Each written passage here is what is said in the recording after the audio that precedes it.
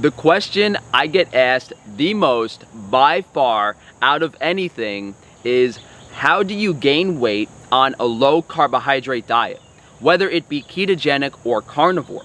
The simple answer to that is resistance training, weightlifting, muscular hypertrophy, the building up of muscle. What do you think is going to happen if you consume caloric excess? Your body doesn't magically turn it into muscle or healthy lean body mass, at least in the long term. Initially, when switching over to a diet high in animal-based protein, your body will actually put on muscle. This is making up for past protein deficiencies, whether you're following a standard American diet. This is even more drastic on a vegan diet. I have interviewed several vegan women that have put on 15, 20, 25 pounds of lean body mass just by following a carnivore diet for a matter of months. This doesn't occur in a ketogenic diet sometimes because a keto diet is not necessarily high in animal protein, and the quality of foods that people tend to consume on a ketogenic diet don't coincide with muscle gaining goals. After you gain that initial burst of muscle just by eating more meat, you will have to build up muscle by working out. Imagine our indigenous ancestors. Hunter-gatherers were active all day, every day in their environment from a very young age. So they were able to build up a very strong physical base of bones, ligaments, tendons, muscles that we don't have.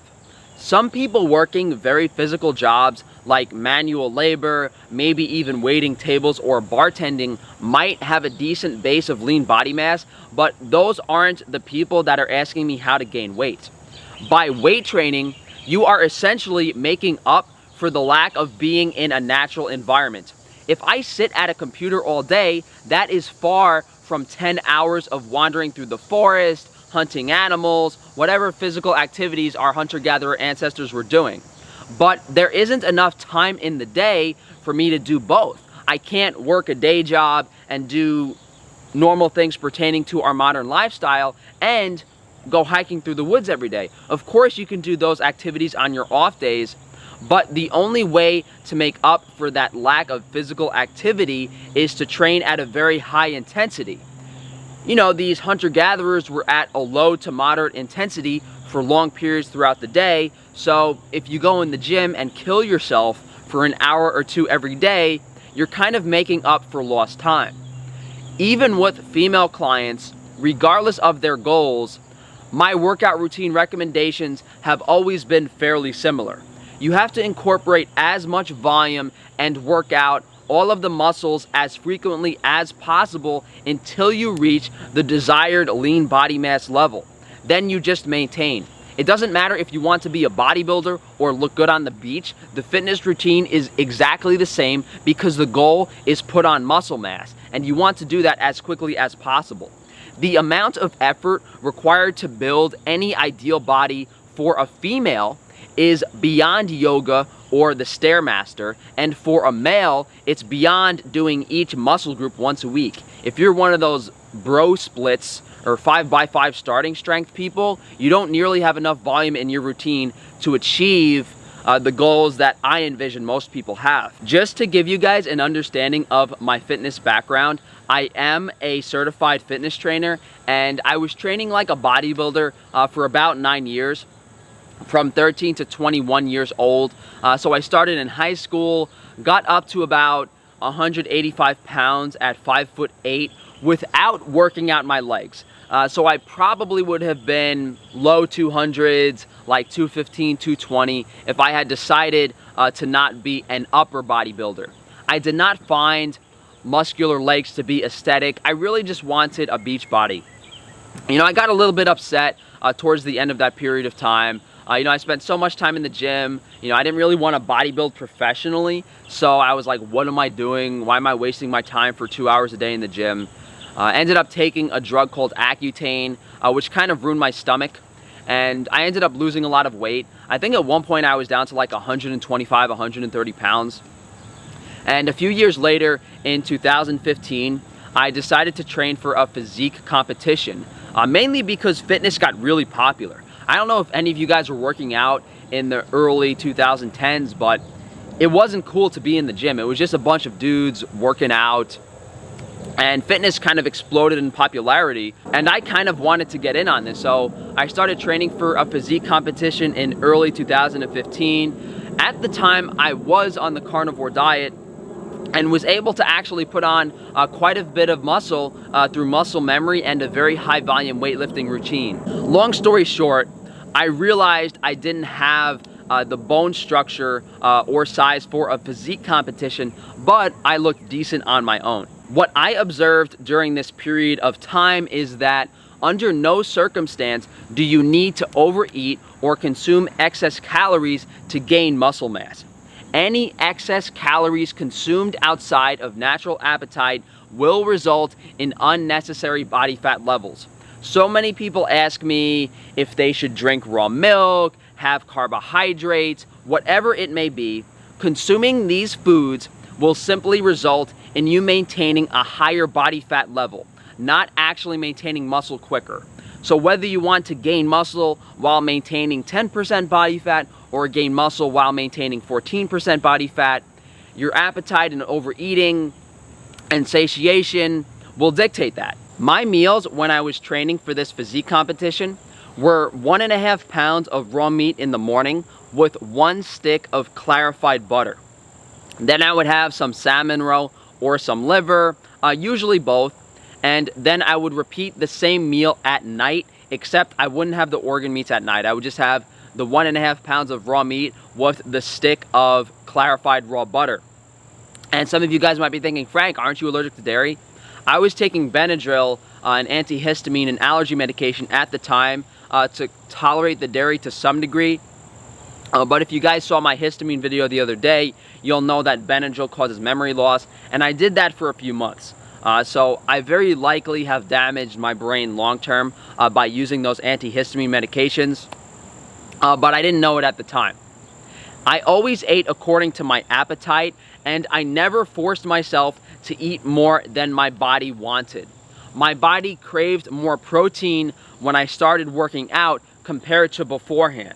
So your natural hunger signals are what you should be going by, not some macronutrient calculator that a bodybuilder is telling you. If you're having a difficult time putting on weight or muscle, it is your training routine. Simple as that. You could be using too much weight, your form might be incorrect, your repetition tempo might be off, maybe it's not ideal for building muscle. So many things can be wrong, but it is usually a lack of exercise volume in general. So don't increase your calories, increase your weight training volume, get in the gym more, and your body will crave more of the protein it needs to build muscle. I don't think there is any advantage to consuming carbohydrates as a natural bodybuilder or athlete. Once you start using performance enhancing drugs, however, like insulin, that changes the picture. Bodybuilders literally inject insulin to digest food faster. So don't let these bodybuilders, these fitness people, these muscle guys with bubble guts convince you to consume large amounts of carbohydrates to gain weight. Buy quality animal foods, eat fat to satiation, eat protein to satiation, have some organ meats here and there, and don't listen to that generic fitness advice. Now, a lot of you might be thinking, Frank, you're not muscular, you're a little fairy Twinkie boy. And yeah, I don't lift weights like I used to.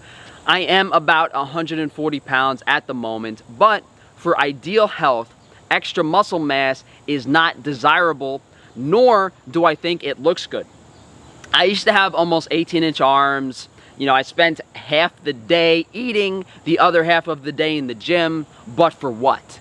I'm stressing my digestive system and committing myself to something that requires many hours of my time on a daily basis.